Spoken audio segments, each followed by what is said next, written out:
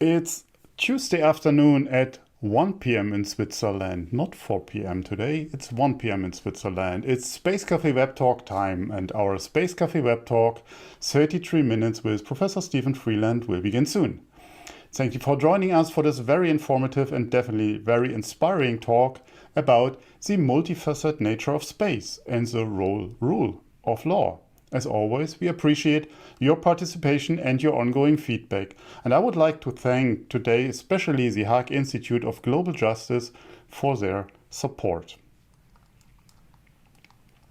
I'm Torsten Kriening, your host today and publisher of SpaceWatch.Global. We are a Switzerland-based online platform for information in and about space and new space activities in a geopolitical context. I know many of you are already familiar with our website, our bi-weekly and daily newsletters, and the Space Café podcast. Our latest episode, number 16, was released just this morning on all major podcast platforms, featuring Pamela Melroy.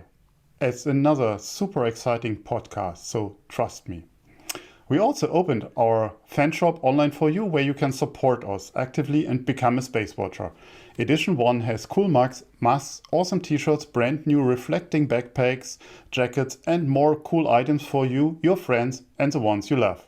Your support is needed to keep our independent journalism alive.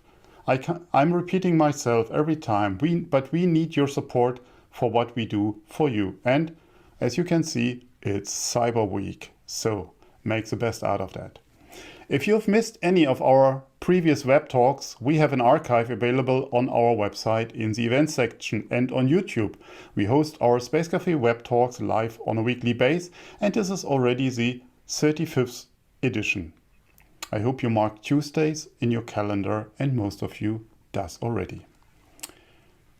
Now, I feel very honored today to have one of the most inspiring and fascinating people in our global space community as my guest. Somebody I admire for his academic work and his contribution to humanity. Stephen Freeland, welcome to my show. Oh, thank you, Torsten. It's my pleasure to be here. I watch your space cafes often, and you have wonderful people, so it's an honor for me to be here, and I'm looking forward to our chat. Thank you. So, for all of you that doesn't know Stephen, but I think most of you know him already, but Stephen is Professor of International Law at the Western Sydney University, specializing in commercial space law. He also holds visiting and adjunct positions at various other universities and institutes. Prior to becoming an academic, he had a 20 years career as an international commercial lawyer and an investment banker. How cool can that be? Huh. He is a member of the advisory group of the Australian Space Agency and has been an advisor to the Australian, the New Zealand and Norwegian and several other governments on issues relating to international space legislative frameworks and policy. He has represented the Australian government at the Committee of the Peaceful Use of Outer Space meetings and has also been appointed by UN COPIUS to co-chair the multilateral discussion on the exploration, exploitation and utilization of space resources, which will take place in April next year. He is a co-principal of the specialized space law firm Azimut Advisory, and is also a director of the International Institute of Space Law and a member of the Space Law Committee for both the International Bar Association and the International Law Association. This was just a small excerpt of his outstanding career. So, one more welcome, Steve, to the show. Let us kick that off. Let's start our journey in Australia. Where are you located? And we invited the people to do with us this exercise from launching in Australia and then hoovering around and finding our places. I mean, after the very exciting talk with Malcolm Davis last month, we got a great overview over Australia's space ambitions, mainly on the national security side. Can you give us a brief overview where the commercial side is heading. How will your new head of agency, just appointed, will shape this way? Maybe you can lead us into your world. No, thanks, Torsten. So my world, it is now past 11 o'clock at night. And so I'm delighted and thank you for having this a bit earlier than normal so that I don't turn into a pumpkin halfway through the talk. I always want to start off by saying where I'm sitting, and this is relevant for space, but where I'm sitting, our Indigenous people have been living on this land for 65,000 years, 2,500 generations. And it's really interesting. You mentioned that I'm involved with the Australian Space Agency, although I don't speak for the agency. And they have taken as their logo, you can find it on the website, a shape of Australia that is based on our Indigenous people's perspective of space. And we've got a lot to learn. And I'm sure there are people listening all around the world who would be conscious of the First Nations peoples, wherever they are. They also have a perspective on space. So Australia has had a long heritage in space, and I know Malcolm talked mainly on the national security side, but we've had a long heritage of cooperation with Europe, the United States, the UK, and other countries as well. And more recently have moved also into a commercial perspective. And so we were, in 1998, just the 6th country in the world to have domestic space law, because the government of the time perceived there to be commercial opportunities for us to become a launching state of big rockets. Now, that didn't happen, but our industry has developed and developed. It was valued modestly at about $3 billion about 5 years ago, but is growing rapidly. One thing that we have a lot of startups. Now, you mentioned I'm a former investment banker, and of course, I recognize that startups have a tough time surviving, but I'm told Australia has the most space startups per capita in the world, which is quite extraordinary. And they all have great ambitions. So I was just thinking about what some of our clients are doing at Azimuth Advisory, and we've got clients who are looking at doing a whole range of things, from traditional launching, building small satellites, communications and Internet of Things, but going beyond that, space tug services, in-orbit manufacturing, and even off-Earth mining, where of course Australia has some interesting technological capabilities for remote mining. So just in Australia, just with in a relatively small population, just in a, if you like, middle-sized space country, there are all these ideas. Now, whether they'll all come to fruition, of course, is always going to be an issue. But the Australian Space Agency that you mentioned has great ambitions to triple the size of the space economy in Australia and add about 20,000 jobs, all by the end of this decade. So it is very industry focused.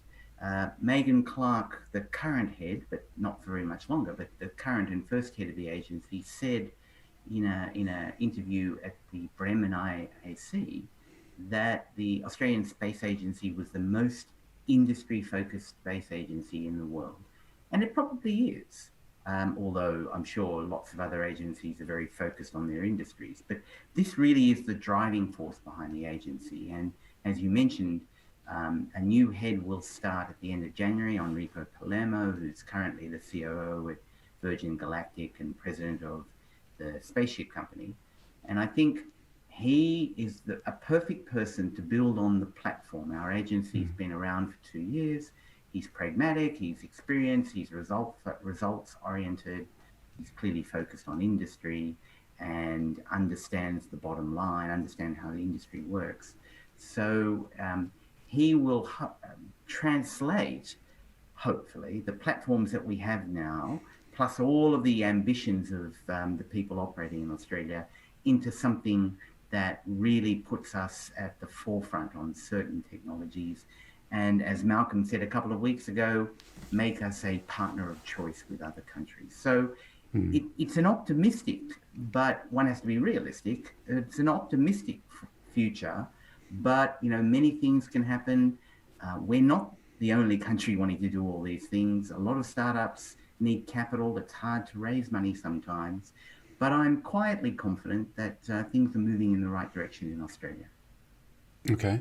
No, sounds great. And I think we can see the strategic of having a new head of the agency now in this phase when Megan just build it up from the scratch to where you are right now. And just one word on statistics. Yeah. I like this comparison where the country with the most startups per capita. I mean, I think nobody can beat Luxembourg when it comes on startups or space companies per inhabitants of the country. I mean, maybe that's right. I think that's a mathematician in me. So, but I mean, you mentioned you have this space law in place for so long, and while talking last week with Mari, she also mentioned Norway has also this space law and it needs a revise. I mean, as you're advising also the agency in your country, is your space law still up to date and can keep up with the current developments you just mentioned with, I mean, all these things like on orbit manufacturing, Earth servicing, tax, and so on and so forth. I mean, we are touching here, including resources on, I wouldn't say terra incognita, but definitely on territory which needs still consensus. Absolutely, you're absolutely right. In an area where the technology races forward, the opportunities perhaps race forward, law is incredibly important. Of course, we need to ensure that there are certain standards of safety and responsibility and security and sustainability, of course, but quite often, one has to be a bit careful in developing law because you are regulating for the unknown. And my experience, I've been very grateful to work with many governments in changing their laws or reforming them, including, in fact, Norway as well. I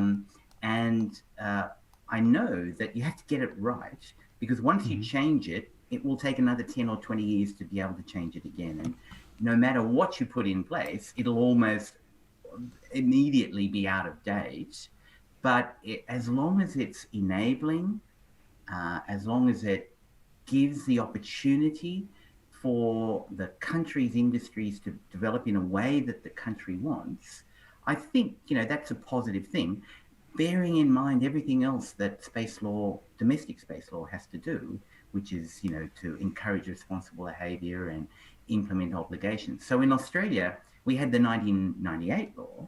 It was promulgated on this expectation that we would become a large launching state.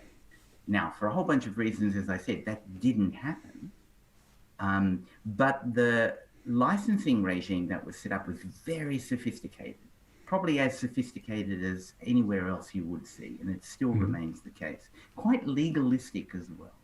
And so as the nature of our industry changed, we still have some large companies, some telecommunication companies like Optus and NBN that have large satellites in GEO. And of course, the existing law was fine for them. But for these smaller companies that began to emerge in the early noughties, and then certainly in the last 10 years, they were lobbying government and saying, hey, this law was built for large companies with large balance sheets, and it's very bureaucratic, and we're nimble, help us out here. And so the government ultimately listened. I mean, of course, industry will always want change. So governments have to, sit down and think about it carefully. And then a process of reforming our legislation began in 2015. So I had the privilege, the government appointed me to review the existing law. I put in a report, and then out of that, 2 or 3 years later, with a range of consultations, about half of my recommendations were adopted, but others came about. And we have now reformed law, which is more streamlined, which is more realistic in terms of the financial requirements and the insurance requirements for applicants. It's still, though, focused on launches and returns. In fact, the new law is called the Space Launches and Returns Act. So that's very much the focus. It's still quite legalistic. And no doubt, but this is not unique to Australia. Any country that I deal with, any country in the world, will need to be more flexible moving forward as priorities change. And priorities will change in Australia as well. And the technology will give rise to opportunities. And so law will constantly be trying to catch up, but it is hard to change law. And so when you put it together, it's a really interesting balancing act of being prescriptive, but not overly so, being enabling, but not encouraging irresponsible behavior. You know, drafters of laws and their advisors really have to sit down and weigh up a whole range of things. So the jury is out as to whether we've done everything perfectly. I don't think we have, but it's certainly an improvement from the perspective of industry from the initial law. And is it in place or is it just a draft right now? No, it's in place. It's already been in place, for a couple of years. Yeah. Okay, I got it. I mean, we've seen yesterday or this night this great next step of humanity back or again to the moon with the Chinese for, I think what was it? This is the first sample return mission in the last 44 years, if I read it correctly. So could they land their probe in Australia, given your current law? Absolutely. We one of the license regimes we have, it allows for returns, and in fact, Hayabusa 1, your listeners will remember that, landed in Australia, and the plan is for Hayabusa 2 to land, I think, almost next month, unless it's been delayed. Okay. So yes, we do take returns. Obviously, there are a lot of issues involved in that. But come to Australia. We've got lots of open spaces. land your return mission in Australia. So I think that started with Skylab, isn't it? Yeah, that's right. That was not intentional landing, not a planned landing, but it really put Australia on the map. Absolutely, and also got people interested in space as well. And you probably know the story that some years later, the local council where most of the debris landed in Western Australia actually sent NASA a fine for littering. Which somebody, I think from America, a private individual, ultimately paid $300 or something. So, of course, that is a story that goes down in folklore. And potentially sold his litter then for that's right. A multiple of that. Well, I mean, that's commercial space. Commercial. That's right. I mean, it's a great leadway in the next chapter I would open, and let's put a position on a higher ground. Let's move to an international level. You're in the best position to talk about it, as you're a co-moderator of the UN Corpus Legal Subcommittee, and I have to read it out. The scheduled informal discussion on the exploration, exploitation, and utilization of space natural resources. What a title! It's a mouthful. Very, very sexy. I've got a very sexy title. And I know I almost forget the question here. So, but how does the local space laws and the international law go together? Because that's something what I'm very intrigued with, seeing all these local space laws popping up all over the place, and there are varieties. So for me, as somebody who might start a company, it's this, hey, flag of convenience. Where should I place my company to? But is that in the sense of the international law? That's a really good question. So the traditional view, and this is true, is that you have the international framework. It imposes rights and obligations on countries, and then ultimately, and it allows for private entities to engage in space, but they must be authorized and supervised. All of the things that most of your listeners would be aware of in the frameworks.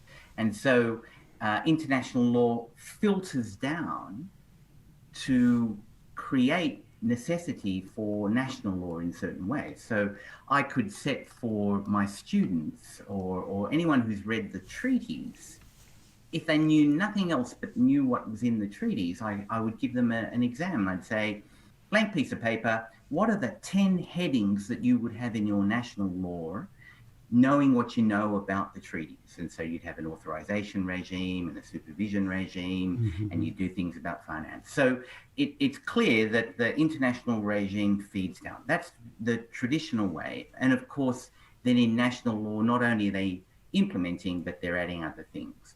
And herein lies the interesting part of it, because, as you say quite rightly, there are more and more national laws coming about. Whenever I speak to a government about either developing national law or reforming it, I would ask them the same questions, at least initially, but every country would have different answers based on their own unique environment, capabilities, economies, industries, risk factors, strategic alliances, etc. So every space law will look different, even though in part it will cover some similar issues and then some different ones as well. And we're finding, and this is really important, I think, that on the really big issues, they need to that needs to be discussed on a broader multilateral basis. And we're finding that some of the interesting ideas and innovations that are done on a national basis, or perhaps a bilateral basis or whatever, they become important inputs in a broader discussion. So there's a feeding upwards as well, where countries are a bit more nimble, although they're not entirely flexible, but they're more nimble than the UN structure in terms of their lawmaking. And so some interesting ideas come about. And they're interesting lessons to take into account when, in the end, we need to go back to the multilateral process and try to work it out. So there's a really close relationship between international and national law, and it works both ways. It's a two-way street. And I find that fascinating because it means that there's constantly ideas being filtered around about how we move forward with some of the really important issues in space. But isn't there a fundamental difference between, let's talk about the democratic countries and the democratic process of setting up national laws, and then the UN process, a purely, not very, but purely consensus-based structure? Oh, absolutely. And you know, the UN process is criticized because it's too slow, and you know, industry can't wait and technology is racing forward. Sure, it's slow. Wouldn't it be great if countries could get together and agree very quickly on important things? But it has to be slow to a certain degree. That's important because what is important is that you look at things on a holistic basis. And we're not very good at that, but we're beginning to realize that, let's say we were dealing with issues about how we regulate small satellites at the international level. We need to also take into account, what does that mean for debris mitigation? What does that mean for communications and spectrum? And at the multilateral level, you know, the push has to be, and I'm one of the advocates for this, sure, it takes time, but you've got to get it right, because once you put something in place, changing it is a lot harder. And we need to sort of work that out on a holistic basis. So yes, it's slow and cumbersome, but that said, countries don't actually move with the speed of light either. As I said, in my country, it took 20 years to reform our law. Now, that might be an extreme example, but countries also need to get it right, because they have there are so many interests in place. And of course, there's always the potential of liability for them as well. Absolutely. Yeah, and are sitting here in Germany, we are still in this 20-year process, but hopefully there will be some light on the horizon. But you raised on an interesting point from the ground up. How can initiatives of one or several countries can be an input to a broader discussion, and why we need then a broad buy-in on the really big issues. Yeah, And I don't want to mention now Artemis, but it goes exactly. I didn't say that. no. But I mean, it's we talk here about really a broader and conceptual situation. So how can these kind of initiatives go into this process? Yeah, and Artemis is a good example, and I'll touch on that. But you know, space is ubiquitous now. It touches upon everybody. It impacts everyone, every community, every country. More and more countries are developing space capability. Maybe 80 countries have them, notwithstanding that there's the differential. But that also means that maybe 120 countries have no indigenous space capability yet. And so they are much more vulnerable and dependent on others. And so, but yet space is relevant for them. It's relevant for everybody. The fact that there's a global impact on space activities, the fact that space activities impact on societies, human beings, etc., all of that calls for a wider involvement of countries and then other sectors as well, which we'll, no doubt we can talk about, in these discussions of the potential rules on the really, really big issues. So let's look at Artemis, for example.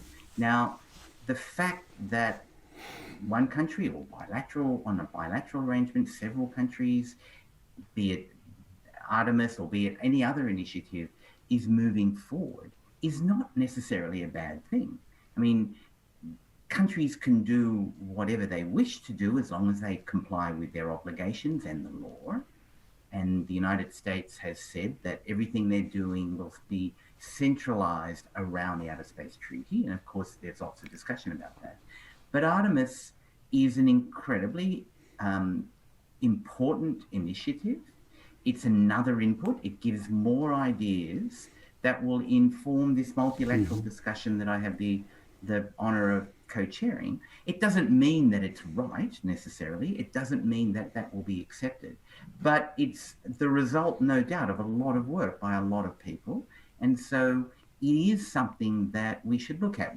You know, what I desperately would like is for there to be initiatives and inputs from all countries on this issue, and in fact on any major issue, because we need to listen to them. But Artemis is important, but there's also civil society that is looking at the same issue on how lunar activities, etc. So, you know, people criticize countries for moving forward as long as they're complying with law. And again, that is a question. I'm not casting my judgment on that, but as long as they're complying with the law, actually initiatives are helpful so that we can take this broader holistic view about moving forward in the right way. Absolutely. And I mean, we will pick up on that. And just as a heads up to our audience, in 2 weeks, I'm speaking, or I have the honor to speak with Professor Stefan Hobe. And we also will touch on these multilateral discussions because I know, and he pointed out, he has a completely different view and angle on that. And it will be interesting not to compare, but to, as you said, to foster this discussion. We just got a signal from our production team that we are potentially run out of time. Oh, I'm sorry. But no problem. I mean, our people are not leaving, so it seems to be interesting for them. And thank you very much for all your patience here. If we might make it today to 36 minutes or so. Where do we see the future in terms of space laws? Well, there are many great challenges ahead for space law, and a lot of that is driven by technology. Some of it is driven by geopolitics, and some of it is driven by the fact that there are some big questions to ask. So the challenges are there. We have some fundamental principles that have served us well, but clearly, as the technology moves forward, we need to have more specifics on certain things. And that's just not an issue for lawyers, but we need to get the lawyers and the scientists and the engineers and the humanists and the economists and the industry and everybody in the room to work out, as I said, the appropriate solutions. I wish I had an engineering degree. I wish I had a medical degree. I wish I had, I was an industry player as well as being a lawyer, because I think that would make me a better advisor to governments and to regulators. But we need to have those people in the room. So I think the great challenges are dealing with the pressing problems. The next great challenge is trying to change the language of space, because we're seeing, not just in the past 4 years, although that's certainly been the case, but we've seen this move towards perhaps taking terrestrial geopolitical tensions and transposing them to space. And you hear so much about, from various sectors, about space being a war-fighting domain and all that. We need to overcome that. We need to change the language of space and emphasize the fact that, sure, you can beat your chest, sure, you can maximize your advantages, but in the end, the power is the common interest. In the end, we all have a common interest not to screw up, because if we do screw up, we screw up for everybody, including ourselves. And I think we need to address these problems in a broad way. It'll be tough. There'll be tough discussions. But I think the underpinning is, in the end, we need to find a way forward. That's not being optimistic, that's being realistic.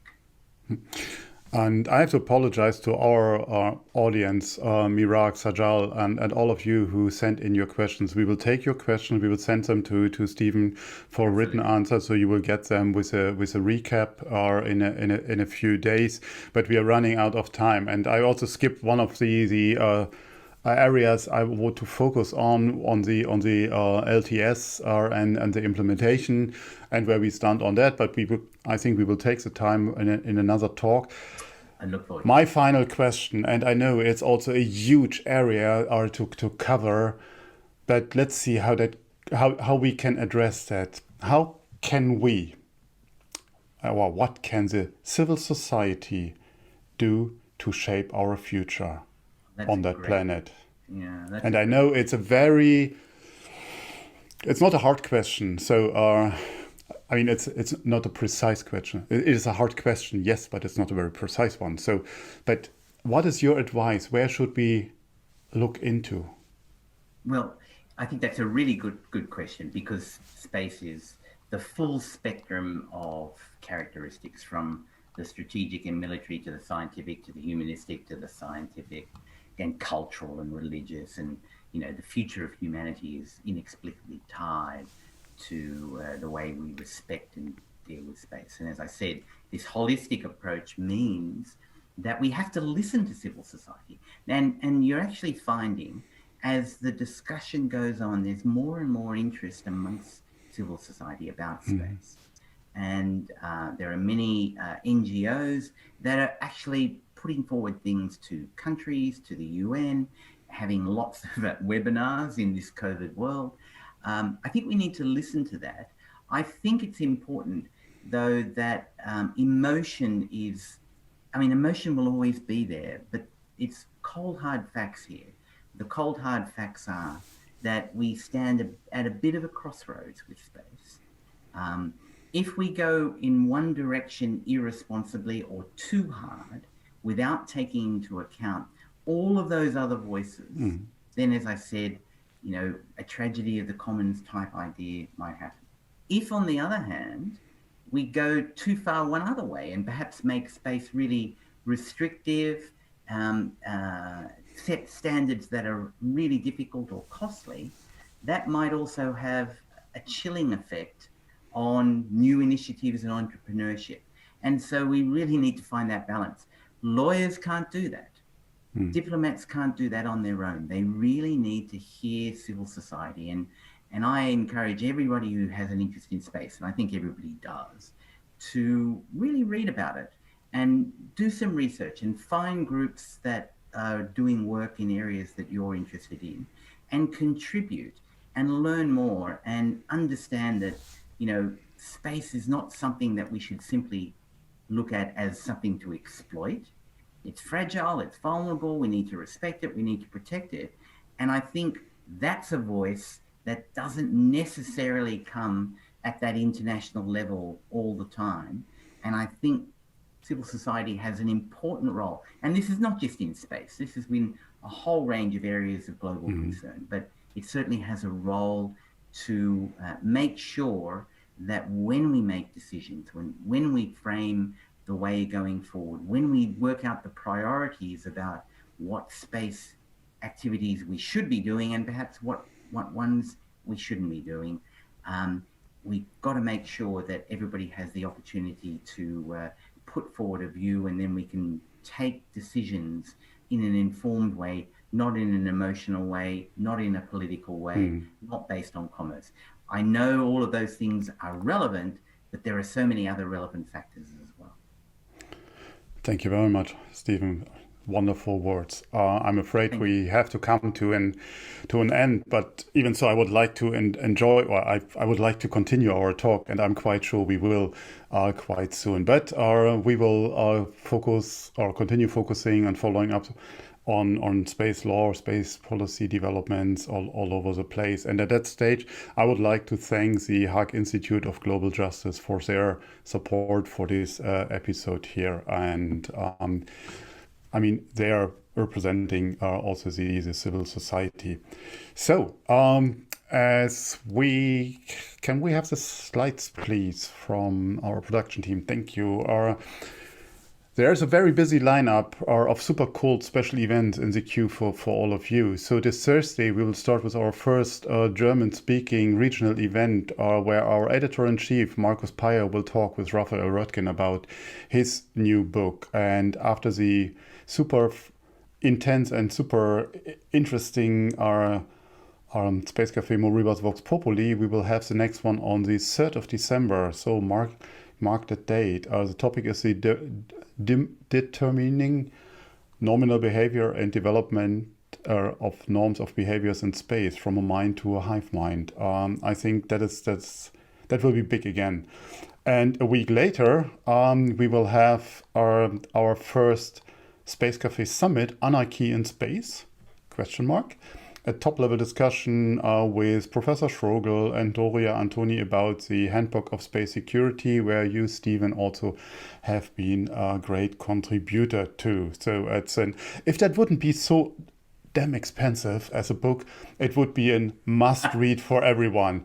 But however, so maybe Spiegel, as a publishing house, hear my words and give a great Christmas present to all of us. However, I mean, we will discuss this in length and on a continuous base. So our next webinars will be on the 1st of December next week. I will talk to the wonderful Claudia Kessler about more women to space for the future of Earth. All these events are back then on the 4 p.m. Central European time.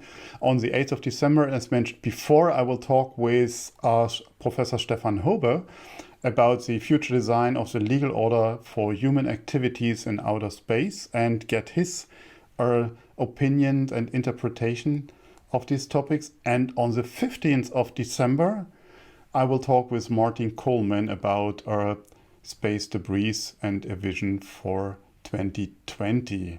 And that will be then our last Space Café also in 2020. What a ride. All these events are online on Eventbrite. And as always, I would like to hear your feedback. So please check in with us on Twitter, on Facebook, or on LinkedIn. So don't forget to sign up to our daily or bi-weekly newsletters. And if you like to treat yourself with something special, become a Space Watcher today. And your support, as mentioned before, will help us to continue our independent journalism for the news and these kind of web talks. Take your credit card and visit our fan shop at shop.SpaceWatch.Global. And I know that I repeat myself, but we do need your support to continue what we do. All these space cafes are also up for sponsorship as well. And did I mention it will be Black Friday and Cyber Week? So as you can see that here, take your advantage out of that. Thank you all very much for your interest today. And thank you, Stephen, for this exciting talk and being my guest. It was a great privilege and a great honor. Thank you. My pleasure. And stay safe, everybody. Absolutely. And thanks again to this entire team behind the scenes for doing this great job week by week again. And I would like to thank here last time, the Hague Institute of Global Justice, for their support. I hope you all will stay safe and stay healthy. And thanks for joining us, and hope to see you next week or later this week, actually, the German-speaking community. And in the meantime, visit our website and follow us on social media. And don't forget, become a space watcher. So just to show that again. Okay, Stephen, thank you very much and good night. Good night. Thank you. Bye-bye.